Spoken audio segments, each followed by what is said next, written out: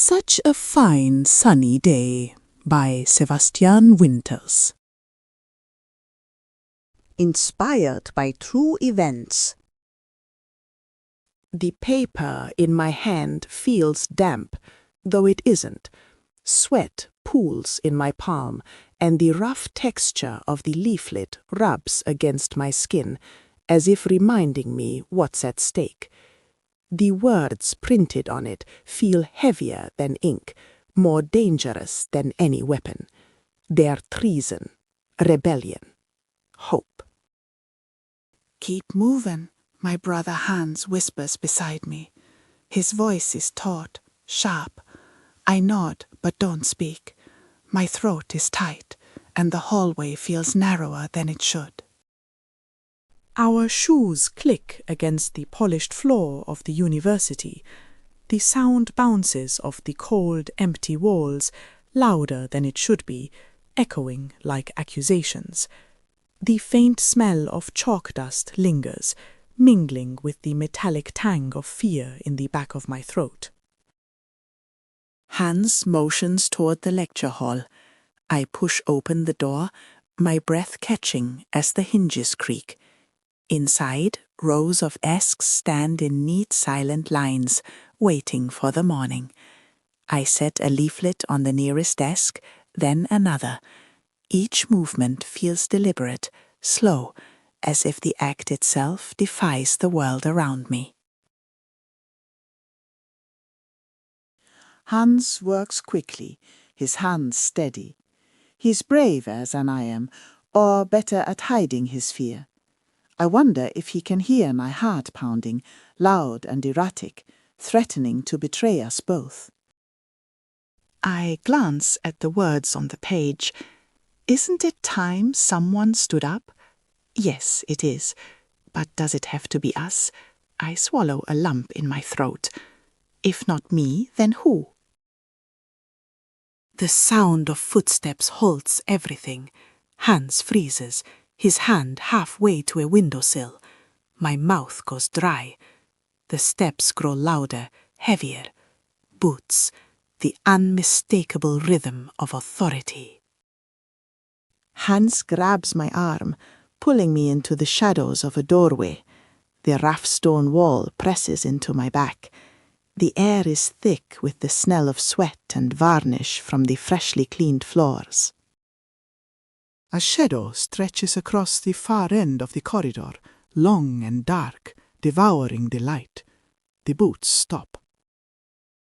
The coppery taste of blood fills my mouth as I bite my lip to keep from gasping. My mind races. What will they do to us if they find us here? Prison? Torture? The camps? I close my eyes and pray, not to be saved, but for the courage not to crumble. And then, mercifully, the boots start again, fading down the hall. Hans exhales, a soft, shaky sound that mirrors my own relief. He doesn't speak, just pulls me forward, faster this time. We toss the last of the leaflets onto desks and windowsills as we go. Then we finally burst through the side door into the night air. It feels like breaking the surface of a dark, suffocating ocean. The cold bites at my cheeks, sharp and unforgiving, but I welcome it. I gulp down the crisp air, my lungs burning. Hans grips my shoulder, his fingers digging in just enough to ground me. We'll go back for more tomorrow. I nod, but the knot in my chest doesn't loosen. We continue our efforts, spreading the leaflets far and wide. 3 days later, they find us. I'm standing in the university courtyard, the winter sun weak against the pale sky, when the Gestapo arrives. Black uniforms slice through the crowd like knives. They don't shout. They don't need to.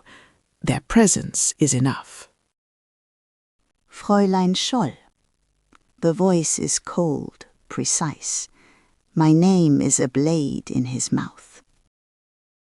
I don't run. I don't even flinch. I glance at Hans, and for a moment, everything else fades. He looks at me with something like an apology in his eyes, and I want to scream at him to stop. We both knew this was coming. I think absurdly that Hans is only 24. I'm 21. We're too young to die. But then I remember, so are the thousands being marched to their deaths every day. The realization burns, hardens. I console myself with the thought that we are young. I am female. Perhaps only whipping or imprisonment.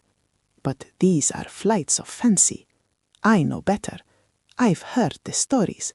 I know the consequences. I set my jaw and refuse my face its rightful tears. My captors will not have that satisfaction. The cuffs bite into my wrists as they drag me into the car. The leather seats are cold against my back, and the air smells of sweat and stale tobacco. The city blurs past the window, grey and lifeless. The interrogation room is small and suffocating. The single bulb above me casts harsh shadows that feel alive, crawling across the walls. The chair beneath me is hard, the metal cold against my skin. My hands are still bound, and the ache in my wrists is constant, grounding me. The interrogator sits across from me, his face a mask of indifference. He leans forward, his voice low, almost gentle. He smells of cigarettes and beer, and a body clearly unwashed, despite the attempt to cover his stench with cheap cologne. He smiles as if he seeks to be my confidant. You're a smart girl, Sophie. Surely you know what you've done. I stare back. I say nothing. I see in his face that he is waiting for me to plea, to beg for mercy, to blame my brother. I do not. His face hardens. Very well, he continues. This isn't something we can overlook. I swallow hard, my mouth dry. The air smells of sweat and fear, my own mingling with his. He turns his attention to a form on the table, produces a pen, and begins to write on it. I speak. I know what I've done, I say, my voice steady, unfaltering, despite the pounding in my chest. He raises an eyebrow, as if surprised, and puts down his pen to give me his full attention. Do you understand the consequences? The Führer does not take kindly to betrayal. I meet his gaze, refusing to look away. Betrayal? Is that what you call speaking the truth? His face changes color, crimson. The slap comes fast and hard, snapping my head to the side. My cheek burns. The metallic taste of blood fills my mouth. He stands. He looms over me, closer, his breath hot and sour against my face. He grabs me by the back of my hair and yanks violently as he presses even closer. Your words will mean nothing. No one will remember you. I do not flinch. I can see he wants to kill me, to end me then and there. He doesn't. He releases my hair, smooths his jacket, and moves to resume his seat. I straighten, ignoring the sting in my jaw. Somebody, after all, had to make a start, I say. What we wrote and said is also believed by many others. They just don't dare express themselves as we did. The interrogator freezes, his expression faltering for just a moment. I press on. We spoke for them. We spoke for Germany.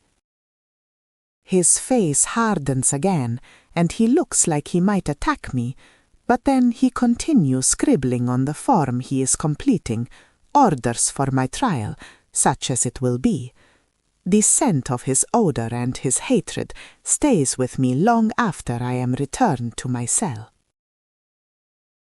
The courtroom feels smaller than it should. It's packed with uniformed men, their faces cold and impassive, as if they've already forgotten I'm a person. The smell of sweat and old wood lingers, mixed with the faint acrid scent of Judge Freisler's cigarettes.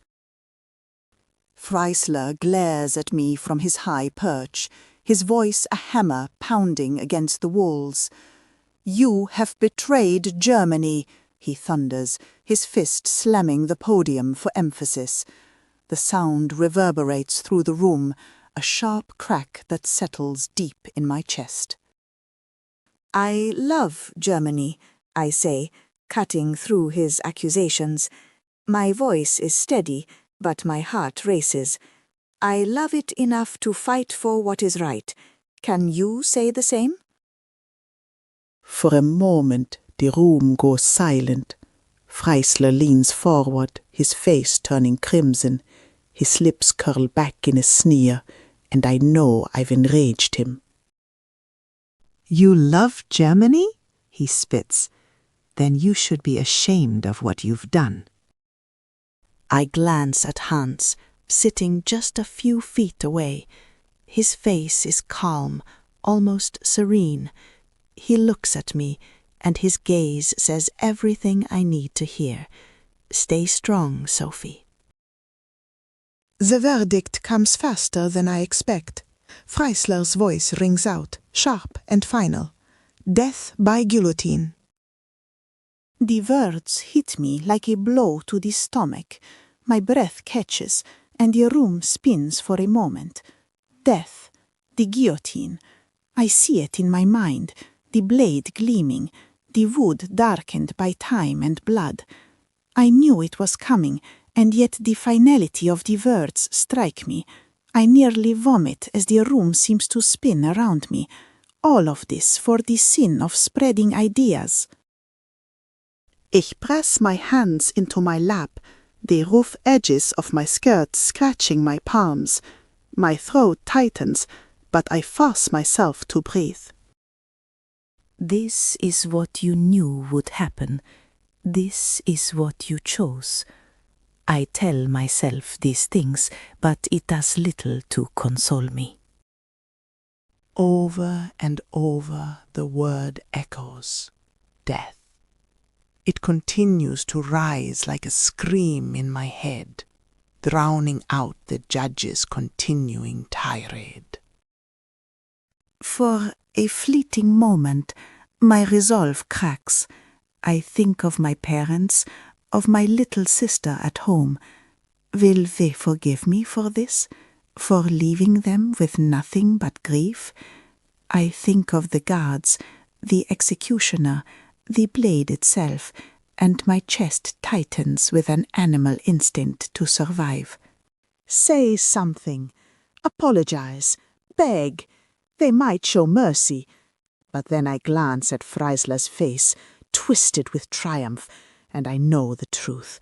Mercy isn't coming. They've already decided. My words would only serve to humiliate me, humiliate our cause. I lift my chin, swallowing the lump in my throat. I refuse to let them see my fear. My body feels hollow, my hands cold, but I focus on the smallest sensations. The rough wood of the chair beneath me, the faint rustle of papers, the sound of Hans's steady breathing. Freisler's voice rises again, but I barely hear him. I meet his gaze, unflinching. If this is to be my end, I will not give him the satisfaction of breaking me. Hans and I are led out of the courtroom in chains. The cuffs bite into my wrists, the cold metal leaving red welts on my skin. The corridor is dim, lit only by the weak sunlight filtering through high windows. The guards whisper to each other, their voices low and hurried, but I catch fragments. A waste, so young. I glance at Hans. He meets my eyes and offers a small, sad smile. "It's all right, Sophie," he says softly, his voice steady. "We knew this was coming." A guard pushes him from behind. "Silence," he orders. A threat of tears stings my eyes, but I blink them away. "I'm not afraid," I whisper, though I'm not sure if I'm telling him or myself. I barely feel the slap, the admonition to be quiet. Undaunted, Hans leans closer as the guards turn a corner. "They'll never kill what we stood for," he says. His voice cracks slightly on the last word, and for the first time I see the weight he's carrying. A guard punches him in the stomach. He doubles over. I reach out and briefly squeeze his hand before the guards force us apart with a baton blow to the wrists. The pain barely registers. "We stood for the truth," I say as we are pulled apart, "and the truth doesn't die." As they take him away, I feel the cold seep deeper into my bones, followed by a punch to the ribs. The punch leaves me gasping for breath. My resolve wavers again, but I force myself to stand tall, to act as if I felt nothing, as if I feel nothing. The guillotine blade may silence me, but it will never silence the truth. The cell is cold, the air damp and heavy. My hands tremble as I write my final letter. I think of my parents, of my siblings, of the life I'll never have. My words are steady, but my thoughts are scattered. I don't write everything I want to say. There isn't enough time. When the guards come for me, I rise on shaky legs. The corridor smells of oil and iron, and the faint hum of the crowd surrounding the guillotine grows louder with each step. I'm not ready. I don't think anyone ever could be. But I force myself to lift my chin, to keep moving. The room is stark, almost sterile. The guillotine stands in the center like a monument to death, its blade gleaming in the pale light. The guards avoid my eyes, their movements stiff and uncertain. "Do you have any last words?" one of them asks, his voice rough and strained. I pause, my heart pounding in my chest. "Such a fine sunny day," I begin, "and I have to go."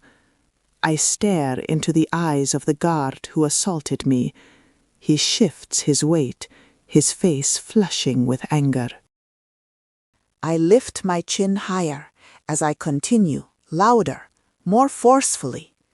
But what does my death matter if through us thousands of people are awakened and stirred to action? I close my eyes and force myself to smile, the smile of a victor. I glance around at the guards. They think they've won, but they also know, as I do, my death means nothing. The ideas I die for have moved on, outside of their ability to contain them. The silence that follows feels heavier than the air itself. The lead guard's fists clench, his face reddening.